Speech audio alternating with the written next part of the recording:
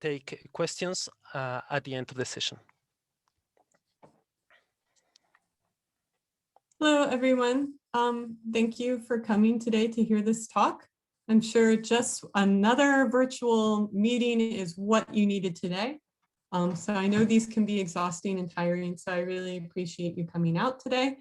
This is a little bit of an unusual seminar for me because this is very much work in progress. So I have polished my slides. I will not give you garbage today, but I should say ahead of time that I'm actually very much sort of testing these ideas out. So I do welcome your feedback, and it's a little bit unusual for me to present work that's really sort of in progress in the way it is today. Thank you, Crowley, for inviting me.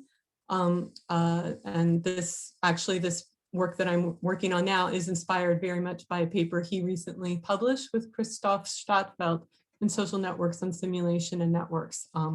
And he kind of prompted me, for better or worse, into doing this work. So I want to thank him for that as well. I'm going to go ahead and share my screen and also ask, can everyone hear me okay? Am I speaking loud enough? Okay, thank you. Okay, so I will go ahead and share my screen now. And please let me know if the animation is working okay. I think everyone can see it now. Okay. So getting started then, strategies for knowledge gain and knowledge problems. My name is Christina Prell. I've just been introduced. I'm an associate professor right now in cultural geography at Groningen in the Netherlands.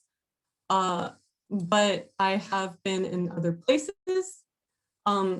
I was a Fulbright scholar last year, or 2 years ago now, at the University of Klagenfurt in Austria. Before that, I was an associate professor in geographical sciences at the University of Maryland. And before that, I was a lecturer in sociological studies at the University of Sheffield. So I suppose my husband and I were a little bit like academic gypsies. We don't necessarily intend to move, but it seems we have a shelf life of, say, like 7 or 8 years, and then we pick up and go elsewhere for whatever reason. I noticed that a lot of time in presentations, myself included, we mention our research, but we don't mention our teaching. Teaching is very much a part of my identity. I enjoy teaching, so I thought I'd start including a little bit of that in my introductory slides. So I teach research methods, I've taught social network analysis, and currently I'm also teaching philosophy of social science, even though I don't consider myself a philosopher. My research interests kind of span 3 different areas. A lot of work happens more on what I call the micro or the local scale, where I'm thinking about stakeholders and how their social networks influence the way they think about or interact with the environment. I'm also interested in macro level issues on how environmental outcomes for individual countries can be understood as forms of environmental inequalities and how that can be explained from a network perspective. And today I'm looking at this area of my research I don't do a lot in, and that's social network theory, where I look at agent-based modeling or use that as a tool to explore and test different network theories. So that's the sort of cap I'm wearing today, and it's not really sort of the cap I wear often. So thank you for being my guinea pigs again. So today's talk is an extension of a simulation project I began years ago, which ultimately got published in the Journal of Mathematical Sociology in 2016. It was a stochastic actor-oriented model, was being used to simulate experiments on competing network strategies for knowledge gains.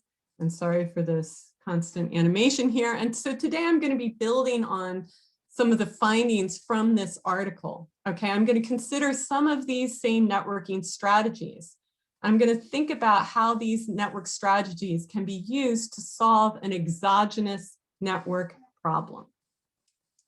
Okay, so part 1 of today's lecture is going to be me summarizing some of the main points of that mathematical sociology article, as well as the specified SOM simulation model used in the article for these experiments. Part 2 is going to build on the above, where I'm going to extend the model to include, think about exogenous knowledge problems. So let's get started with the first part of today's talk, thinking about the paper that got published in Mathematical Sociology. So in that paper, I was really sort of attempting to bring two bodies of literature together. On the one hand, I was quite intrigued and drawn to a whole body of literature that was kind of, I will call it network evolution and utility-based models, right? Utility-based models of network evolution. And Jackson and Walensky's paper from the 1990s was sort of the article that launched this body of work. And here, there's a lot of attention in thinking about how ties, the formation of ties, can be thought in cost-benefit analytic terms. How is it that actors try to maximize their utility in forming a tie?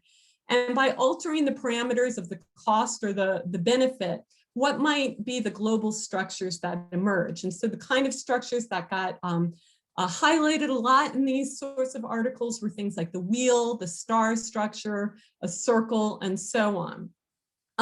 But these were, and so the richness of these models were in tracing in mathematical terms, very precisely this sort of evolution, so linking the individual decision, utility maximizing strategy to a global network structure. And there's a lot of heat around this work.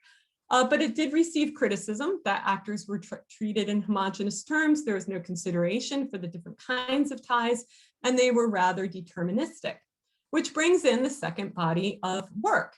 Okay, the second body of work are those empirical network studies, right? Where the richness of the kinds of actors, right, and the kinds of ties were being considered. So things that I tended to highlight in the split review were things, authors such as Nan Lin, who focused on the attributes of alters, or the power of being a broker, or the power of stronger ties or closure, and things of that sort.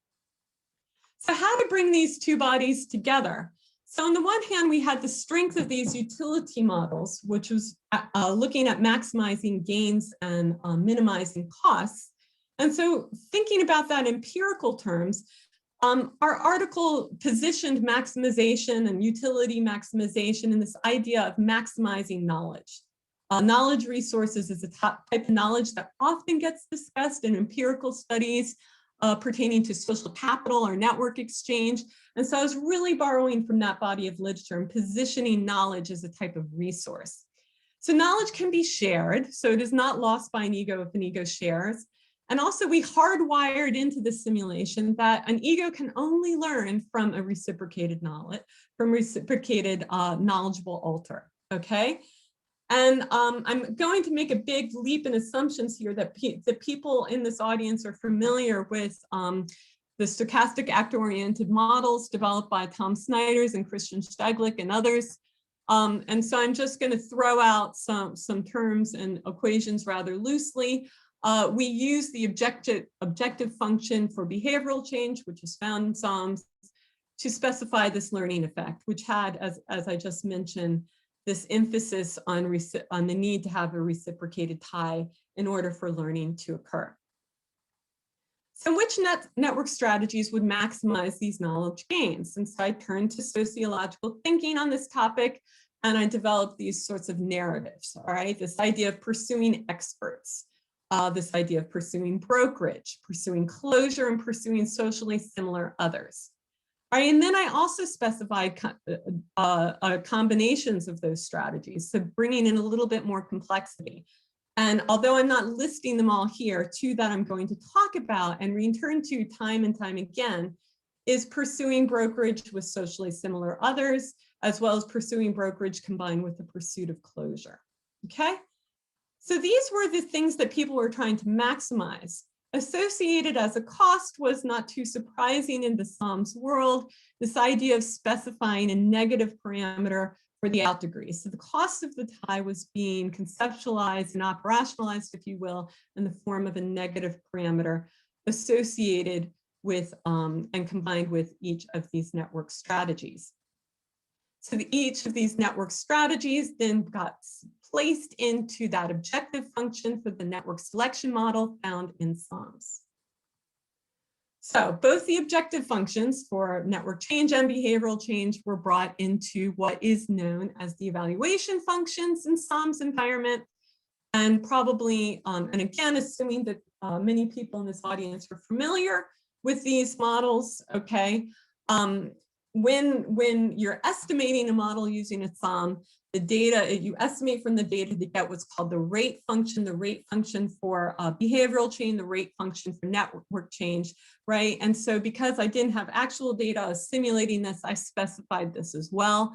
So in the article, we specified that there would be 70% chance that actors would be given opportunities to make changes to their networks, as opposed to 30% chance that they would be given a chance to make a change in their learning behavior. Okay, so one example from the paper, and this is one we're going to return to time and time again. Okay, pursuing a brokerage position whilst also pursuing the formation of transitive triads will more likely lead to reciprocal ties and knowledge gains.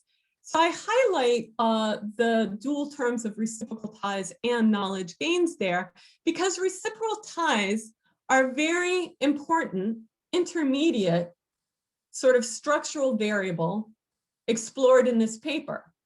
If you notice in the specifications here, the reciprocity effect is not included, right? If I specified reciprocity, of course, we would see reciprocity emerge and there would be stronger likelihood for learning as a result. So one of the things that we are really interested in, one of the emergent outcomes, if you will, was not just seeing learning distributions across the network over time and across the different experiments, but also what kind of strategies would lead to the emergence of a reciprocal tie. And the body of literature that really influenced my thinking with regards to this sort of take on specifying a SOM model was the literature on network exchange, especially the work by Linda Mulm. If some of you are familiar with her, she's a social psychologist that does a lot of experiments really looking at under what conditions does reciprocity arise. So she influenced my thinking a lot with regards to this area of the model specification.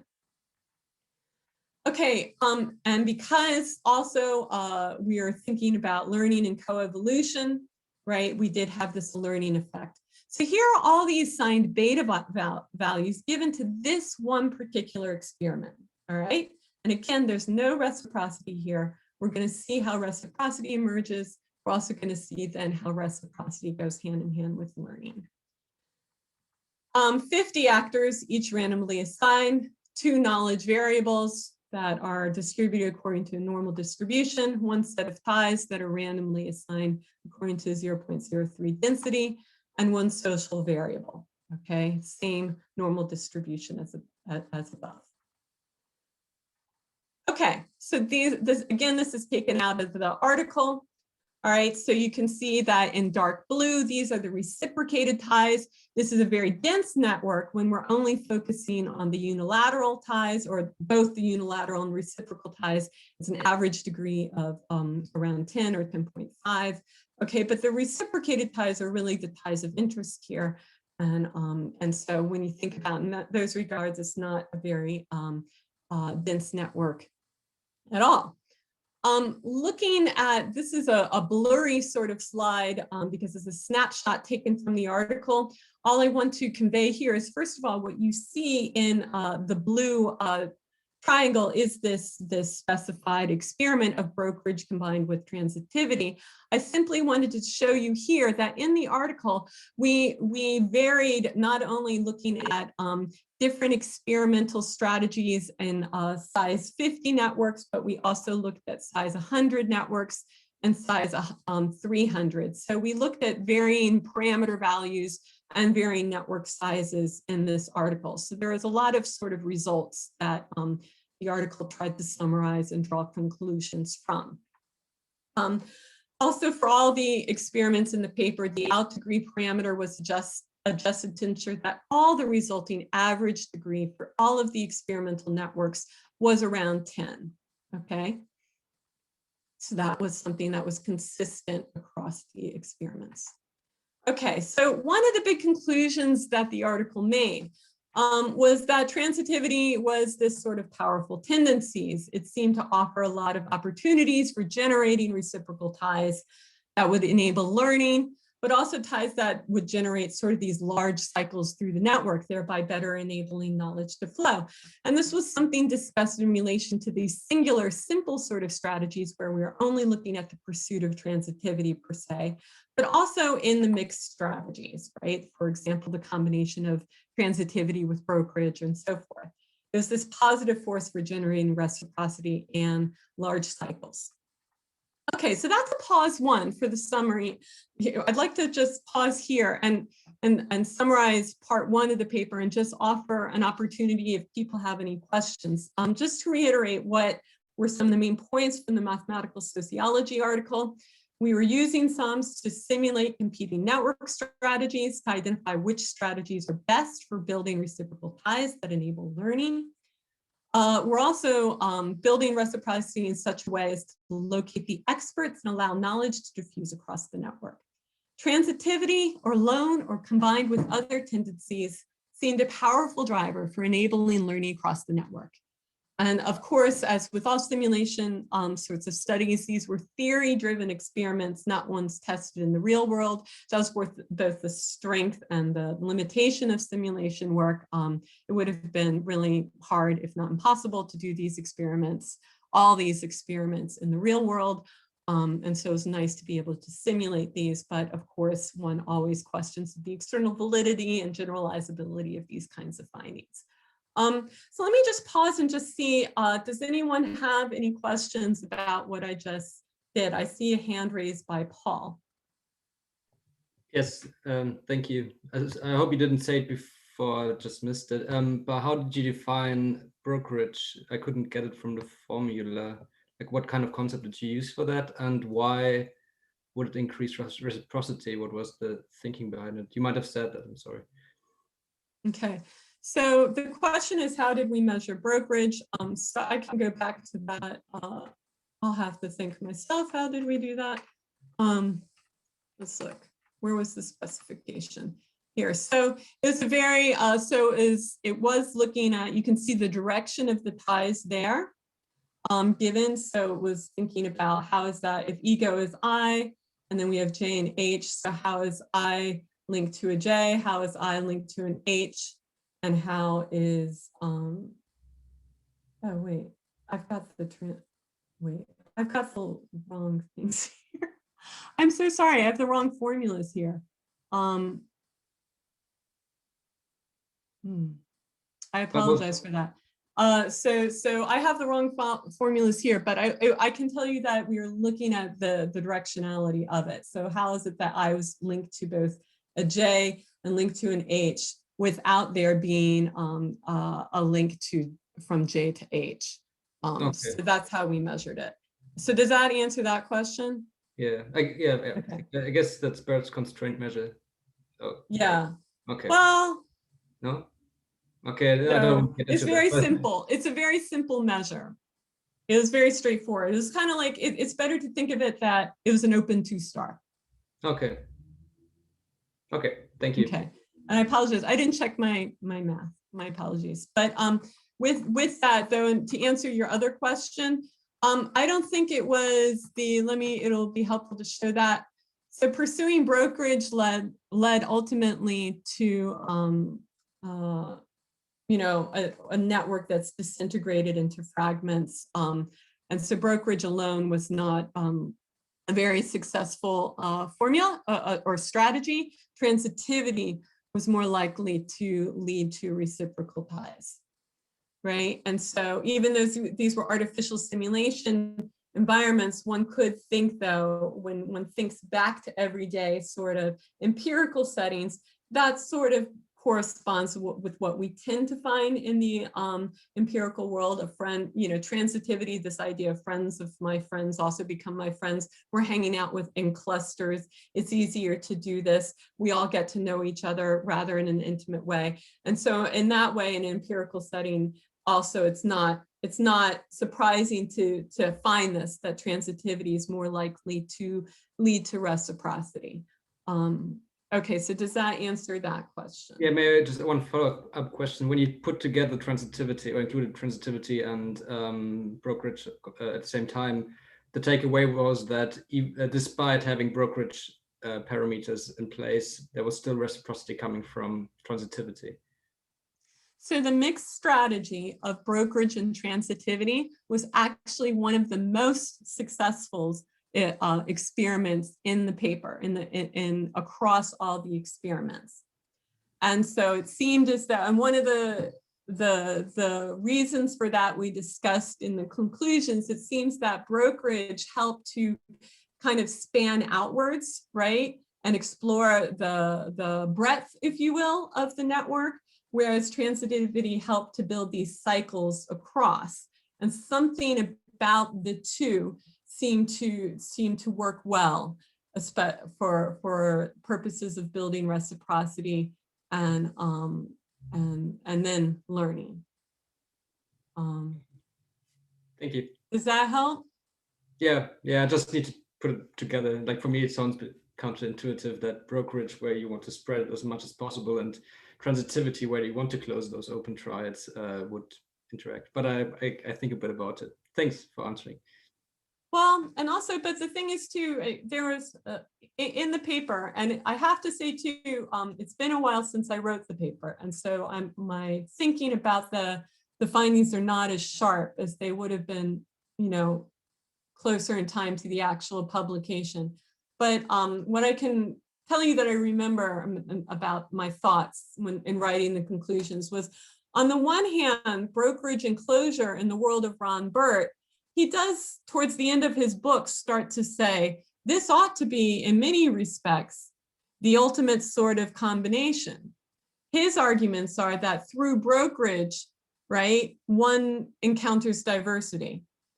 And through closure, one can, if you will, harness, right, and mine the depth of those diverse findings, right? And so if each of us have diversity in our networks, but we are also embedded in a closed clique, our closed clique is the one that can really benefit from the diversity of each of us having sort of being a broker position elsewhere in our personal networks. Was kind of the thinking of Ron Burt. And so this doesn't map on one-to-one to the kind of research context he was studying, right? He was studying natural settings, individual organizational settings usually, right? And so his starting point was a given structure that was already there, right? And I was using a random network setting where no one, you know, under artificial conditions. So doing a one-to-one link to Ron Burt, I don't think was a justified leap in thinking that I could make, right? But seeing that this general tension between a desire to move outwards and span versus a desire to cluster within, that kind of tension between these two sorts of tendencies somehow really benefiting an individual ego. All right, that kind of general theme coincided with Ron Burt, and I thought it made some intuitive sense. But you're right, it needs a little bit more thinking what these kind of simulation experiments mean. I fully agree. Okay, thank you for taking the time. No, that's fine. May I move on, or were there any other questions just about this part? Okay, I don't see any other hands being raised. Paul, perhaps maybe you could lower the hand just so that, okay. All right, thank you. Okay, so we're going to move on to part 2, where we're going to extend these simulations to consider an exogenous knowledge problem. All right, so how do actors use their networks to solve knowledge problems? So I would like to pause for a moment and think about what might I mean, or what might someone mean by a knowledge problem? At the time when I was designing this study, I was intrigued by something I read in the media about something happening with women and abortions in the 1960s. So with regards to women and abortions in the United States in the 1960s, this was very illegal. It was very, very difficult to get an abortion. And this article, you know, I can't remember if it was the New York Times or the Washington Post. I can't remember where I read it, but it was discussing sort of how this was a network phenomenon. The only way women back then could find out information of this sort was through a very specific kind of network tie. It had to be someone you could trust, right? And it had to be informal. And so I found that also just very intriguing because, I study networks, that's quite interesting. But it need not necessarily be secretive knowledge. It could also be highly specialized, complex, not easily learned. And so it could be this kind of specialized kind of resource or skill. For instance, this resource generator that I know that Van der Haag and Snyder's developed, right? Where it's kind of like this idea that I get approached sometimes because I'm a native English speaker, and people do not approach me because they want me to teach them English. They approach me because they want me to read their article and make sure that it reads well for submitting it to a publication, or they want me to read something that they've written. So they're not looking to learn from me. They're just asking me for my skill to apply to their particular problem, right? And something of that sort, right? Having someone come by and repair your computer for you, who might be a friend or something like that. So it could be this sort of secretive knowledge, right, that doesn't get passed around a lot, but it could be just a specialized skill that's not easy to learn. So it's different from what was going on in mathematical sociology, right? We're not talking, in other words, about a coevolutionary process, okay? We're thinking about more like that network capital that Barry Wellman discusses, right? Where in the network is a resource and do I have access to it? So this is, you can also think of it as the position or resource generator, as I was mentioning. So then what happens next? Maybe sometimes you can learn from these alters, right? But maybe you can't, but they can help you, as I was just talking about. In both cases, the quality of the tie is important. So this notion of a reciprocal tie is, again, going to be quite important. Okay, perhaps even the tie is even more critical in the second scenario where you can't learn, because you're going to be really dependent on the generosity of this person in helping you. Okay. So this new model, which builds on the previous one, on occasion, an actor is going to be presented with a problem that needs solving, be some kind of specific or expert form of knowledge. So here the knowledge is going to be at the highest level, level 5, and it's going to be scarce. Only 5% of the population will have this, okay? First, when presented with this problem, an ego will first see if they can solve the problem on their own. If not, they will look into their network for help. Okay, so what's the likelihood of an alter helping ego? This is going to be more likely if a reciprocal tie is in place. So again, the idea of reciprocity is important for this kind of model and this kind of experiment. So what are some of my predictions? Again, because reciprocity is important, this intermediate structural variable, I'm going to guess that the old experiments in the old mathematical sociology model that proved to be really successful are going to be quite successful again here. But working against this idea is that there's not going to be any coevolution in place, right? Knowledge is not going to be diffusing here. It's going to be a static variable. So whom you manage to connect with reciprocally is going to be even more important. So let's see what happens.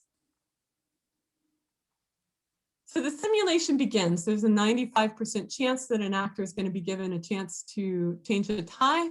There's not going to be any learning happening in this model. So there's a 0% chance of learning and just a small 5% chance that an actor is going to be given the chance to encounter a problem. And then, as I mentioned, if ego's given a problem, first they'll try to solve it themselves. If not, they're going to look to reciprocated look for someone else in the network. The alter's likelihood to help is going to increase if the request is coming within a reciprocal tie, provided that the alter is not experiencing a heavy amount of problems, him or herself. And so that's sort of the equation being used here. I crossed out, though, the consideration for problems. Today, I didn't actually include that as part of the thing. So basically today, the thing that we're really only going to look at is is the likelihood that they're going to say yes if the reciprocal tie is in place. But in the future, I'll consider how it's weighted if the alter is already busy with other problems. So I've already mentioned to you the pursuit of brokerage and transitive triads, so I don't need to discuss that. The other one we're going to explore is the pursuit of brokerage and experts. Okay, so how well, and in the Prell and Lowe article, we also had the coevolutionary aspect, the learning aspect. Okay, we're going to ask ourselves, how well do these two successful strategies perform when ego is presented with an exogenous problem that needs solving? So first, we're going to consider these strategies without any learning involved, but then we're going to switch the learning button on, if you will, to see if that influences the output. So we're going to first, though, look at it without anything.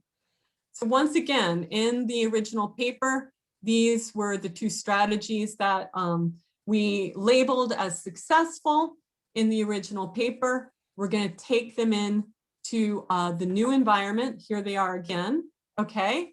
But initially, we're turning off the learning function, okay?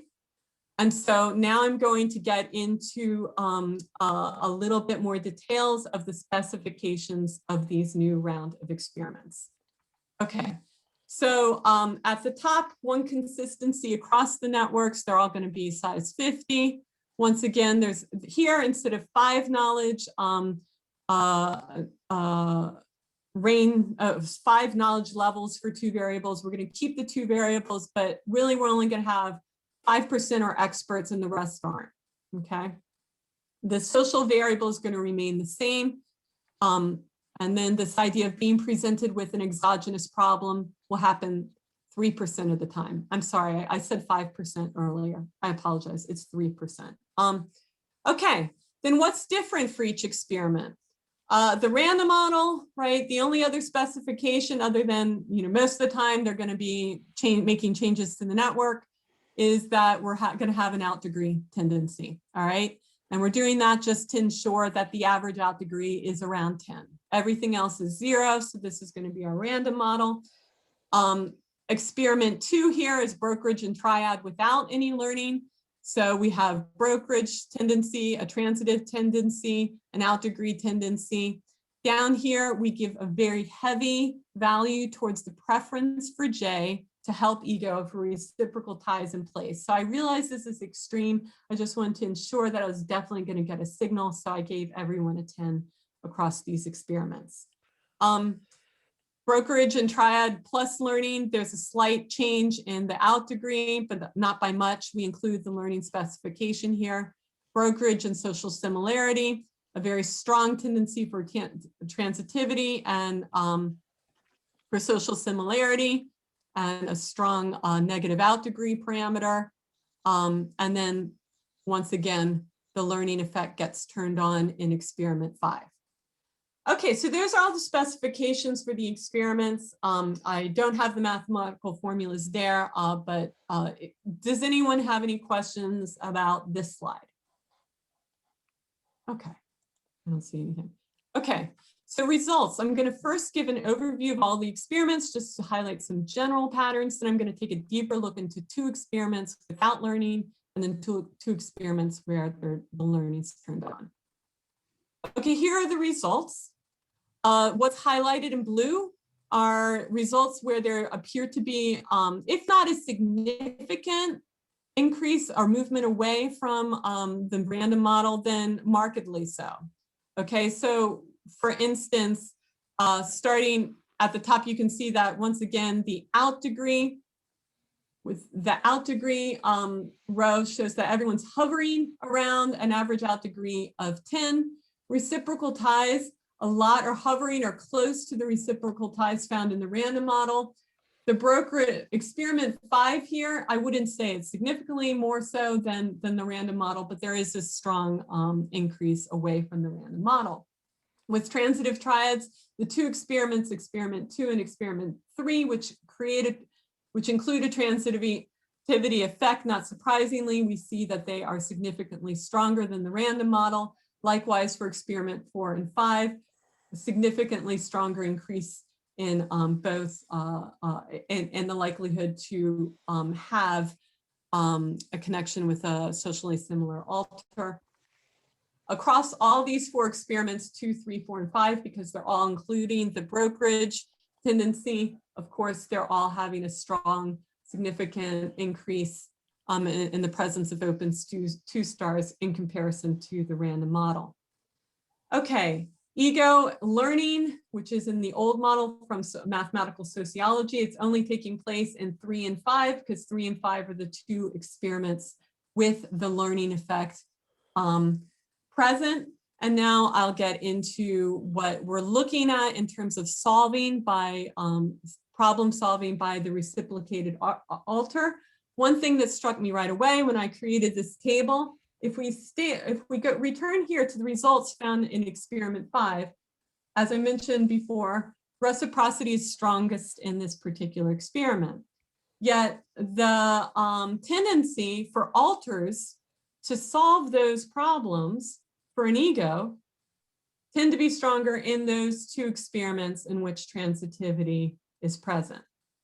Okay, so one part of Christina says, not surprising that transitivity seems to be doing so much work here, because transitivity and the mathematical sociology article seem to be sort of like this important driver for the outcomes I was looking at. Yet, a little bit surprising that it doesn't seem as though having this difference in reciprocal ties is necessarily important. That might be that the reciprocal ties that are merging maybe aren't enough to make a difference. I'm not sure. I'm still thinking about these findings. But in any case, let's take a deeper look now. All right, that's just something a little bit curious. Why is it that the transitivity findings, right, seem to enable an ego to form or get reciprocally tied help or farm these reciprocal ties with alters that are going to help them solve a problem? Let's try and take a deeper look at that. Okay, yeah, those are the findings I wanted to talk about. So let's take a deeper look at brokerage and triad strategy first. So those are the specifications again. Now, because there's no learning happening, that's why we see that the average amount of knowledge for ego is kept constant. Okay, we also see that the problems solved by a given ego for any particular iteration quickly reaches sort of this stochastic equilibrium. It's a very slow, gradual increase over time, but not much. It tends to hover around the 0.035 average. All right, what's happening though in terms of the average number of alters that solve a problem for egos, there's this interesting spike.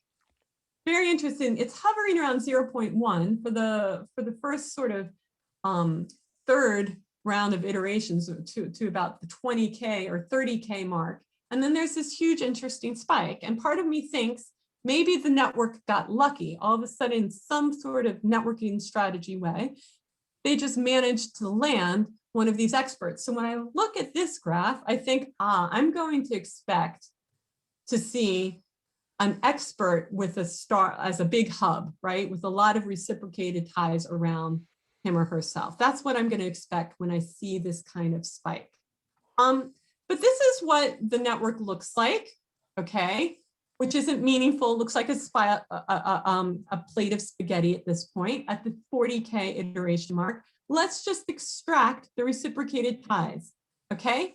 When we extract the reciprocated ties, you can see what's happening in the green side of the screen. These are the reciprocated ties that are embedded in closed triads. The ones highlighted in purple are the reciprocated ties that are part of this more brokerage tree-like structure, the open 2 stars. Right? So brokerage, it seems, is actually more successful in linking experts than the transitive pursuit. It's not what we were expecting. We don't see, furthermore, any of the experts located in any of the closed triads. All the experts are located in this open structure. And also we don't see this sort of hub that I was expecting to see. I don't see one expert that has a high degree centrality, but all the experts are embedded in the tree structure. Okay, so then I just decided to replicate this sort of analysis again, but looking at the end of the experiment at the 80K mark. Okay, Brokerage really, this tree-like structure really has grown.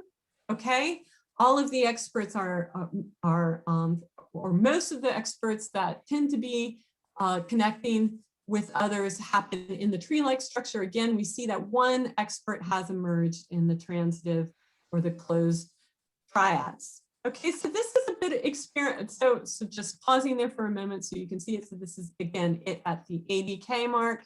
This was it at the 40K mark. Okay, so experiment 2 is a bit of a puzzle. It holds the transitivity pursuit. It yielded the highest outcome in terms of expert alters helping egos with knowledge of problems. There's that interesting spike in the middle of the graph, as I showed you. Yet the expectation that transitivity was the underlying driver, it doesn't seem to be supported. Rather, it does seem as though it's more the brokerage tendencies that appear to be the main drivers, so the underlining drivers, linking egos to these reciprocally tied knowledge experts. So what about experiment 3? This is the brokerage and social similarity strategy. This strategy holds less transitivity, but it seems as though transitivity is a little bit less important. So what's going on? Let's have a look. All right, those are the specifications again, here in the left-hand side. Again, because there's no learning, average is kept constant. Again, we see that the average amount of problems solved by ego resembles what was happening in the previous experiment. And what's happening here is that the results here for the average amount of problems being solved by an alter resembles the previous experiment before there was that spike, meaning that everyone seems to be hovering, or all the iterations seem to be generating or spitting out an average number of around 0.1 to 0.2. Okay, so there isn't this interesting spike. There are no transitive, there are no closed triads that emerge. All the reciprocated ties that emerge are located in this open sort of tree-like structure. What you don't see here, but I can tell you, is that this sort of subgraph that emerges, most of these nodes are of a similar or the same social category, okay, as is the case here. So the social similarity tendency seems to be acting to drive a wedge into forming these two sort of subgraphs in the network, but not in creating, and maybe it's also helping to generate some of this closure here, or these cycles, if you will, these large cycles. So there are more cycles appearing here in this structure than there were over here in this one. Okay, so putting these two side by side,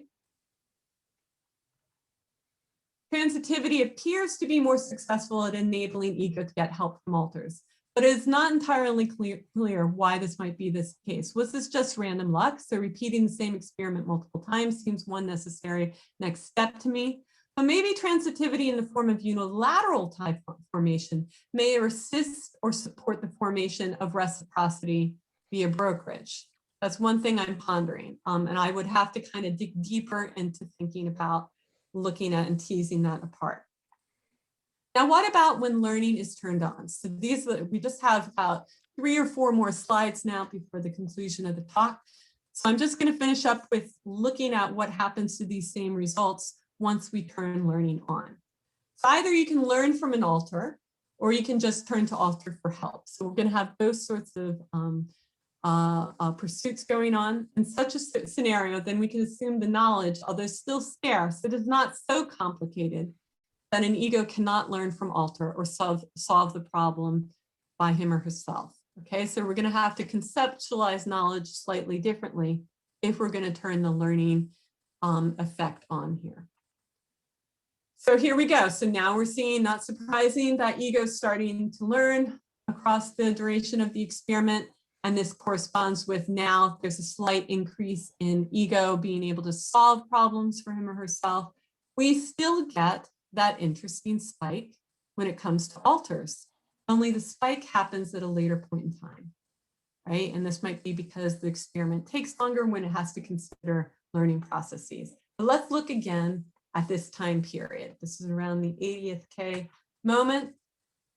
Here we see there are more experts present in the network because there's a diffusion process going on. We see some of them now appearing in these transitive or closed triads. We see more closed triads now than in the other scenario. And we see a lot more large cycles happening. What happens when we turn the learning on? Okay, we don't see a large difference in these sorts of outcomes. What we do see, though, is that when learning is turned on, all of a sudden we are now getting these closed triads. We're getting these closed triads effects, and they're corresponding to social similarity, right? Where we've got like people on this side of the structure of the same or similar, darker shades of the social category, and the same here for the closed triads.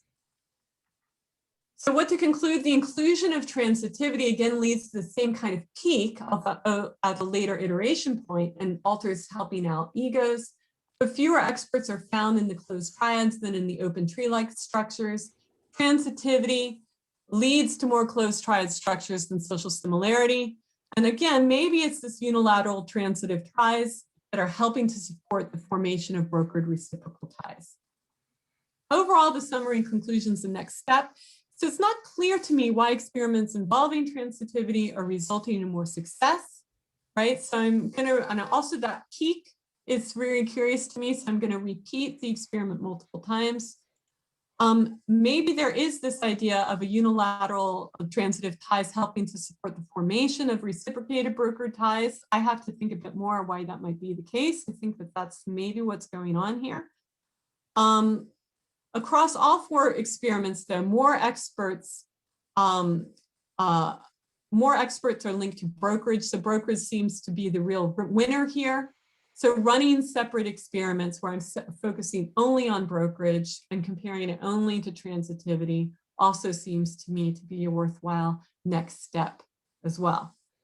One takeaway lesson, though, learned thus far from these exercises is just thinking about the knowledge. What is meant by knowledge? Is this something that can be shared or not? And why would this be the case? Is this something that's going to be scarce or evenly distributed? And answering these kinds of questions implies not only fundamental differences in the kinds of experiments that are going to be set up, but also how to make sense of some of these findings.